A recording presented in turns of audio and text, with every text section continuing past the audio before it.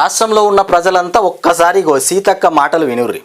సీతక్క పేద ప్రజల కోసము నడుం బిగించి పనిచేస్తుందని మేము అనుకున్నాం. సీతక్క ఒకతే కాంగ్రెస్ పార్టీలో మానవత్వం ఉన్నటువంటి మంత్రి అని మేము అనుకున్నాం. కానీ ఇవాళ సీతక్క ప్రజల పక్షాన నిలబడటం లేదు. ఏదో ఒక ర్యాలీలో ఎమ్మెల్సీ ఎన్నికలకు ముందు అనుకుంటా ర్యాలీలో ఒక పసిబిడ్డ చనిపోయింది, దవాఖానాలో పసిబిడ్డ మృత్యువాత పడిందని ఆ కుటుంబ సభ్యులు బిడ్డను చూపిస్తూ ఉంటే అప్పుడు పొంగులేటి ఉన్నాడంట, సీతక్క ఉన్నదంట. వాళ్ళ ర్యాలీ వాళ్ళు తీసుకుంటూ ఉన్నారు. కనీసం ఆ బాధితుల గురించి మరి మాట్లాడడం కానీ వాళ్ళని పరామర్శించడం కానీ వాళ్ళ వైపు కూడా చూడలేదంట. మరి ఇంత ఘోరమైనటువంటి సిచ్యువేషన్.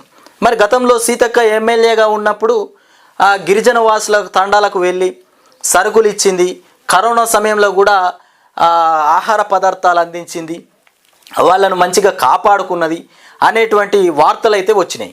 మరి ఈ సిచ్యువేషన్లో సీతక్క ఇట్లెందుకు తయారైపోయిందంటే, అయితే మొత్తం పాలల్లా ఒక్క నీళ్ళ సుక్క వేస్తే ఏమవుతుంది, ఆ నీళ్ళ సుక్క కూడా పాల లెక్కనే మారిపోతుంది.